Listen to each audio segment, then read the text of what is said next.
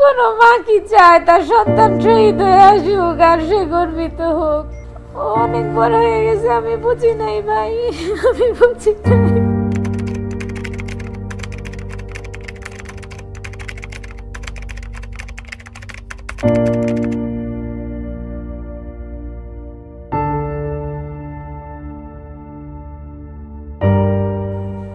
মা, আমি মিছিলে যাচ্ছি, নিজেকে আর আটকিয়ে রাখতে পারলাম না।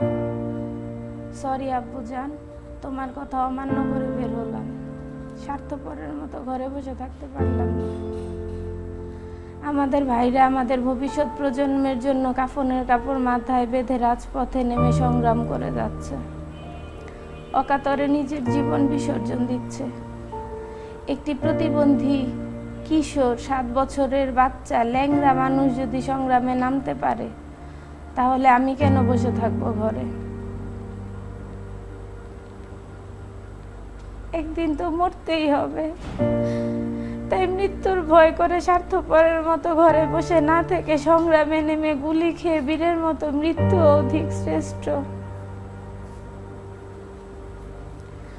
যে অন্যের জন্য নিজের জীবনকে বিলিয়ে দেয় সেই প্রকৃত মানুষ। আমি যদি বেঁচে না ফিরি, তবে কষ্ট না পেয়ে গর্বিত হইও।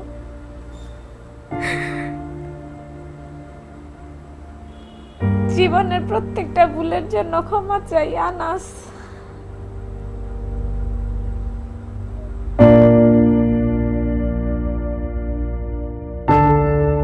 ও অনেক বড় হয়ে গেছে, আমি বুঝি নাই ভাই, আমি বুঝি নাই।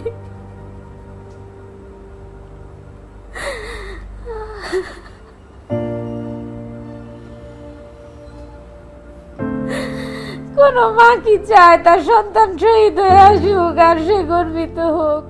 এটা কোন মা চায় না ভাই।